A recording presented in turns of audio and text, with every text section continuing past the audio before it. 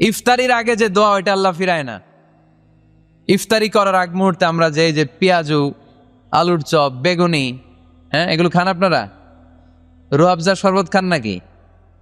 এই যে সাজায় রাখা হয় ডিজাইন করে, এইগুলো রেখে যখন দোয়া করেন, এই দোয়াটা আল্লাহ শোনে খুব। আল্লাহ বলে, কিরে ফেরেশতারা, ঘটনা কি? এত খাবার কেন? আল্লাহ রোজা রাখস। কি চায়? আল্লাহ ক্ষমা চায়। তো খায় না যে তৃষ্ণার, তো আল্লাহ আপনার ভয়ে। আমারা দেখছে না, আল্লাহ আপনারা দেখে নাই। জান্নাত দেখে নাই, আমার জাহান্নাম দেখেছে আল্লাহ কিন্তু জানে। তারপরে ফেরেশতাদের মুখ থেকে বের করা হবে। সুবহানাল্লাহ পড়েন। আমার জাহান্নাম দেখেছি কিনা বলো? ফেরেশতারা বলে না, জাহান্নাম দেখে নাই। আমার জান্নাত দেখেছে কিনা বলো? জান্নাতও দেখে নাই, কিছুই দেখে নাই, আপনারও দেখে নাই। আল্লাহ এবার খুশি হয়ে যাবে। আমার খুশির জন্য, আমার ভয়ে তৃষ্ণার্ত ক্ষুধার্ত সামনে খাবার হাত বাড়ালেই খেতে পারে, গ্লাসটা তুললেই পান করতে পারে, আমার ভয়ে খায় না। আমার ক্ষমা চায়, আমার কাছে ক্ষমা প্রার্থনা করে। এখন আমার বান্দা যা দোয়া করবে, বান্দার সব দোয়া আমি কবুল করে নেব। আল্লাহর ভালোবাসা সফট কর্নার খুব গ্রো করে। যোগ্য যে কূপ মারতে হবে, ঠিক কিনা? সময় মতো কাজ করতে হবে। সময়ের 1 ফোঁট, অসময়ের 10 ফোঁট। সময় মতো 1 ফোঁটা দিলে যেই লাভ, অসময়ে 10 ফোঁটা দিলে ওই লাভ হবে না। সময় মতো কাজ করতে হবে। ইফতারের আগ মুহূর্তে দোয়া করবেন। বাইনাল আযানি ওয়াল ইকামা, আল্লাহর হাবিব সাল্লাল্লাহু আলাইহি ওয়াসাল্লাম বললেন, আদ-দুআউ লা ইউরাদ্দু বাইনাল আযানি ওয়াল ইকামা। আযান এবং ইকামতের মাঝখানে দোয়া করলে ওই দোয়া আল্লাহ কখনো ফিরিয়ে দেয় না। জোহরের আজান হয়েছে, সুন্নত নামাজ পড়ে বসে আছেন, মুয়াজ্জিন সাহেব আসে না, ইমাম সাহেবও বেরোয় না। এই সময়টা অনেকে কিছুই করে না, ঘড়ির দিকে তাকায় থাকে, মোবাইল টিপে, পাশের লোকের সাথে কথা বলে। কিন্তু এটা যে it's a very high time to make দোয়া, এটা যে দোয়া করার সবচেয়ে দামি সময়, এটা অনেকে টেরই পায় না। আজান ইকামতের মাঝখানে সময় পাইলে কি করবেন? লিস্ট করবেন কি কি লাগবে। আল্লাহ আমার টাকা লাগবে, আল্লাহ আমার পয়সা লাগবে, আল্লাহ আমার স্বাস্থ্য খারাপ, সুস্থতা লাগবে, আল্লাহ আমার ছেলে নাই, ছেলে লাগবে, আল্লাহ আমার মেয়ে নাই, মেয়ে লাগবে, আল্লাহ আগামী ইলেকশনে আমি দাঁড়াইতে চাই, আমার তুমি চেয়ারম্যান বানাই দিও। এইগুলো লিখবেন। সুপার শপে গেলে কিন্তু আমরা লিস্ট করি, চাল লাগবে, ডাল লাগবে, রসুন লাগবে, পেঁয়াজ লাগবে, করি না লিস্ট? দেখেন দুনিয়ার জন্য কত কনসাস আমরা, কত সচেতন। কিন্তু আল্লাহর কাছে কি চাওয়া লাগবে ওইটা নিয়ে টেনশন নাই, লিস্ট করবেন আর চাবেন। এরপর আল্লাহর হাবিব বললেন, দুবুরা সালাওয়াতিল মাকতুবা, প্রত্যেক ফরজ সালাতের পরে আমরা যে আল্লাহর কাছে দোয়া করি, ওই দোয়া কবুল করে কে? তাসবিহ পড়বেন আগে, এরপরে দোয়া। ওইটা আমাদের দেশে যেটা, ওইটা না। আসসালামু আলাইকুম রাহমাতুল্লাহ, আসসালামু আলাইকুম রাহমাতুল্লাহ, আল্লাহুম্মা আমিন ইয়া আরহামার রাহিমিন। হাসান, এরকম একটা দোয়া আল্লাহর হাবিব কিন্তু এরকম করতেন না, সাহাবারা করতেন না। ওনারা বসে বসে তাসবিহ পড়তেন লম্বা সময়। তাসবিহ পড়ে এরপরে দোয়া করেন, কবুল হবে।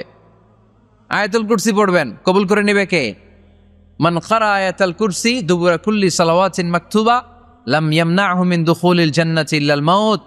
প্রত্যেক ফরজ সালাতের পরে যে একবার করে আয়াতুল কুরসি পড়ে, তার জান্নাতে ঢোকার ক্ষেত্রে আর কোনো বাধা নাই। একটা জিনিস ছাড়া, মরণ। মরে না তাই জান্নাতে যায় না, মরলেই জান্নাতি। ইয়া রাহিম, ইয়া গফুর, ইয়া গফফার, ইয়া সত্তার, ইয়া জব্বার। দোয়ার শুরুতে এই নামগুলো ধরে ধরে যদি আবেগ নিয়ে, ভালোবাসা নিয়ে আল্লাহরে ডাকেন, দোয়া কবুল করে নিবে কে? এই দোয়ার মাঝখানে যদি 1 ফোঁটা চোখের পানি ফেলতে পারেন, কবুল হবে? কবুল করবে কে? চোখের পানি ফেলবার চেষ্টা করবেন। নিজেকে যত ছোট করে আল্লাহর কাছে উপস্থাপন করা যায়, যত ছোট করা যায় নিজেকে।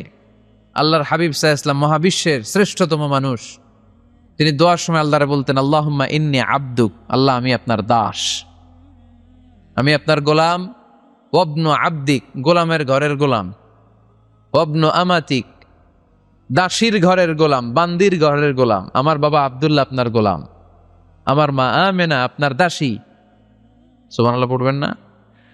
কিভাবে নিজেকে ছোট করতে হয় আল্লাহর হাবিব সাল্লাল্লাহু আলাইহি ওয়াসাল্লাম ছোট করতেন। গুনার কথাগুলো স্মরণ করবেন, আল্লাহরে বলবেন, আল্লাহ আমি ছাড়া তোমার অনেক বান্দা আছে, কিন্তু তুমি ছাড়া আমার আর কেউ নাই, ঠিক কিনা? এইভাবে যত ছোট করে নিজেকে উপস্থাপন করা যায় দোয়াতে, এই দোয়া কবুল করে নেবে কে? এরপরে সম্মিলিত যদি দোয়া হয়, যিনি দোয়া করবেন তার প্রতিটা দোয়ার পরে আমিন বলা সুন্নাহ। যদি কেউ দোয়া করে রব্বানা আতিনা ফিদ দুনিয়া হাসানা ওয়া ফিল আখিরাতি হাসানা ওয়া কিনা আযাবান নার, তখন সবাই কি বলবেন? এই পদ্ধতিতে যদি আপনি দোয়া করেন, আল্লাহর কাছে প্রার্থনা করেন আর ফরিয়াদ করেন, আপনার দোয়া কবুল করবে কে?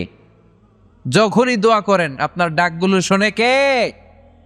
তারপরেও বিশেষ কিছু সময় আছে, বিশেষ কিছু মুহূর্ত আছে, ওই মুহূর্তগুলোতে দোয়া করলে দোয়া কবুল করে কে? এর মধ্যে একটা মুহূর্ত হলো তাহাজ্জুদের মুহূর্ত। কিসের মুহূর্ত? তাহাজ্জুদ পড়েন তো আপনারা? হ্যাঁ, এখন আওয়াজ নাই গলায়। পড়ি? ফজরের নামাজই পড়তে পারি না হুজুর, তাহাজ্জুদ কেমনে পড়বো?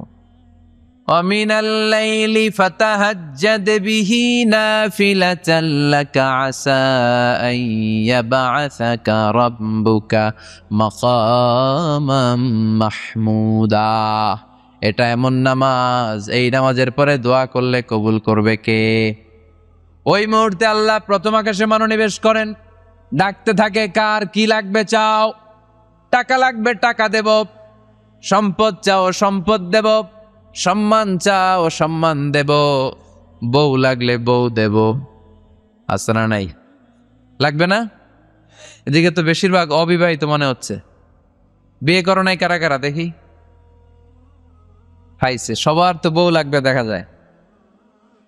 আল্লাহর কাছে চাইবা, দিবে কে? দেয়ার মালিক কে? মনের বাসনা পূরণ করে কে? ওই আল্লাহর কাছে যেন আমরা চাই। বিয়ের কথা শুনলে সব সজাগ, আর গমে ধরে না। এখন সজাগ জাতি, চাইতে হয়। যুবক ভাইরা চাইতে হবে আল্লাহর কাছে, নেককার স্ত্রী চাইতে হয়, নেককার সন্তান চাইতে হয়। তাহাজ্জুদের সালাতে যেন আল্লাহর আমরা বলতে পারি, আল্লাহ এমন জীবন সঙ্গিনী দাও, রূপবতী গুণবতী নেককার, যার সাথে দুনিয়াতেও থাকবো জান্নাতেও থাকবো। ঠিক কিনা? এই দাম্পত্য জীবন কি শুধু দুনিয়ায়? আমার স্ত্রী আমার সাথে জান্নাতে যাক, আমি চাই কি চাই না? মুমিনরা দুনিয়াতেও একসাথে জান্নাতেও একসাথে, ঠিক কিনা? তাহাজ্জুদের দোয়া আল্লাহ ফিরায় না। এরপর আল্লাহর হাবিব বললেন বৃষ্টির নিচে দাঁড়িয়ে দোয়া করো।